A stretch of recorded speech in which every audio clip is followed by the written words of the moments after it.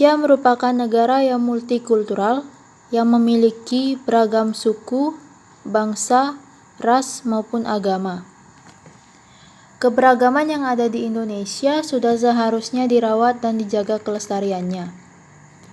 Keberagaman dalam konsep agama memiliki contoh seperti toleransi antar umat beragama yang secara kehidupan nyata diterapkan di Indonesia. Sehingga setiap umat beragama harus saling menghormati agama lain tanpa harus membeda-bedakan agama satu dengan yang lainnya.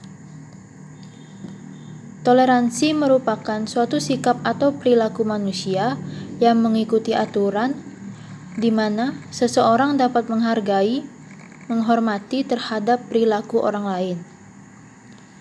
Berdasarkan arti secara bahasa, toleransi dapat dimaknai kemampuan setiap orang untuk bersabar dan menahan diri terhadap hal-hal yang tidak sejalan dengannya.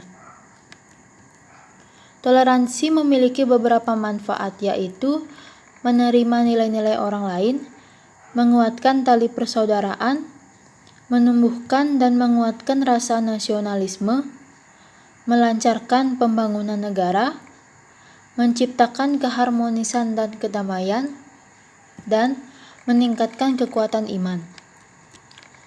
Toleransi dapat mempunyai warna etis sosial, religius, politis, dan yuridis, serta filosofis maupun teologis.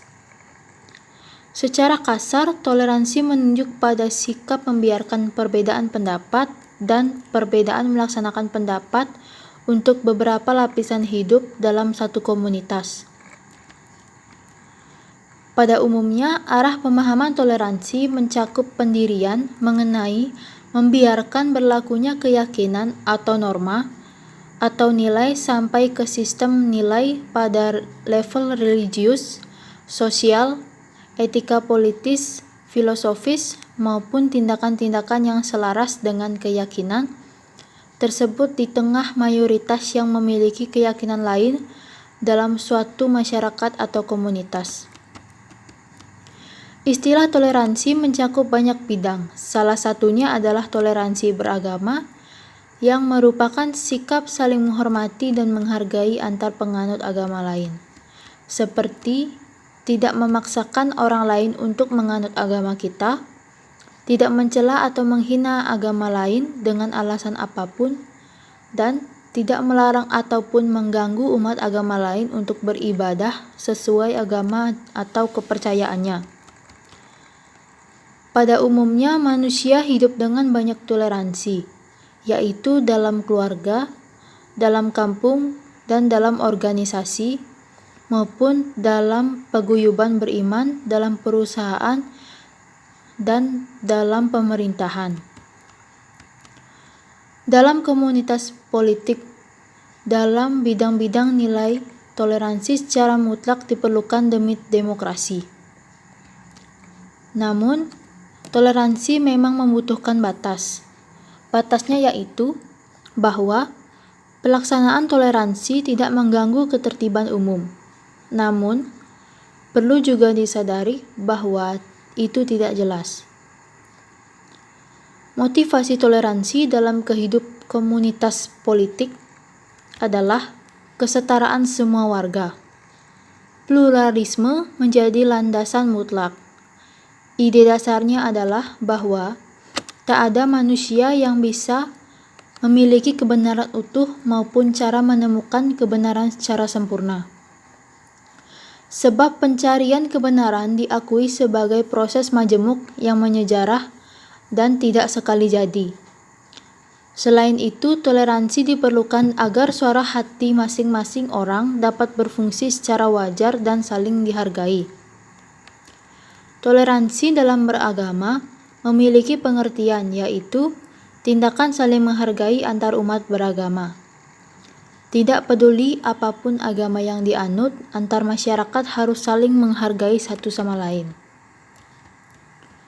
Cara-cara untuk menumbuhkan rasa toleransi antar umat beragama dapat dilakukan dengan cara tidak menghalangi umat agama lain yang sedang beribadah, tidak memaksakan ajaran atau kepercayaan agama kita kepada orang lain yang berbeda agama, menghargai hari besar umat agama lainnya, dan berteman dengan teman-teman tanpa membedakan agama dan kepercayaannya.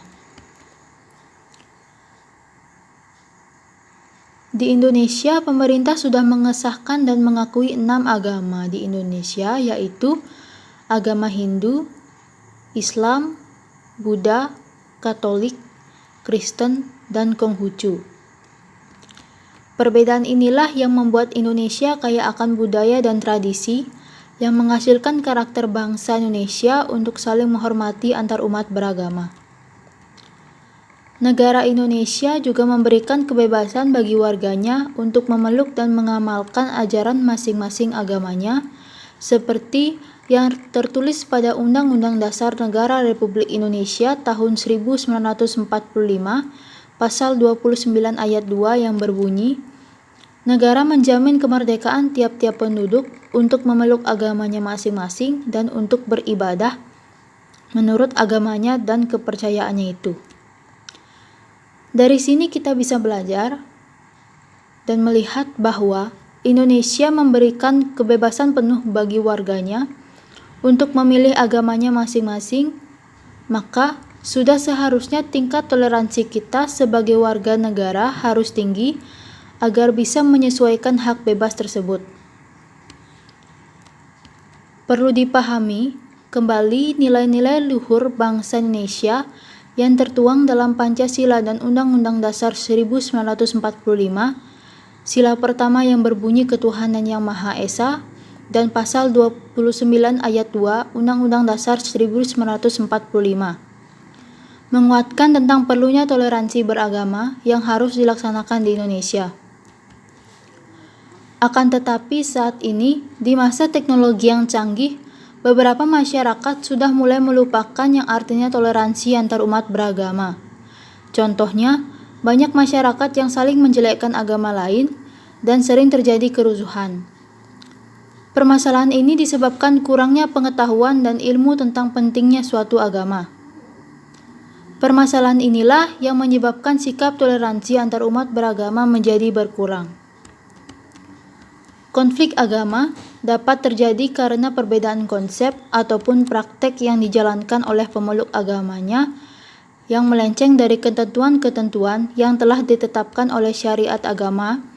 Dari situlah biasanya awal mula terjadinya konflik. Kecenderungan terjadinya konflik, perang, dan terorisme tidak saja disebabkan oleh agama, tetapi oleh masalah sosioekonomi. Politik di antara kelompok agama sejauh konflik dibenarkan dengan alasan religius, orang yang bersangkutan itu sebenarnya justru tidak setia pada iman dan agamanya.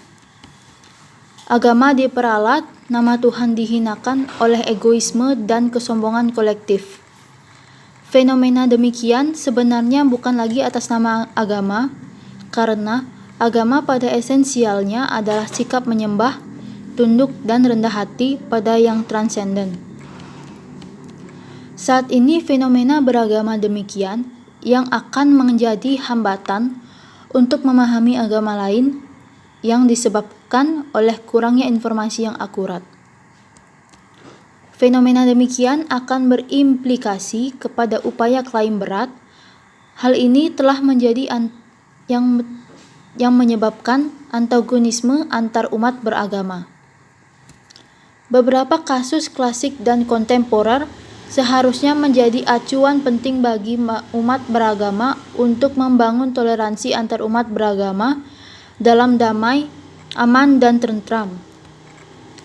Maka dari itu, kita sebagai warga Indonesia harus sudah mulai belajar untuk menghargai dan memiliki sikap toleransi yang kuat agar tidak terjadi perpecahan atau kerusuhan di Indonesia.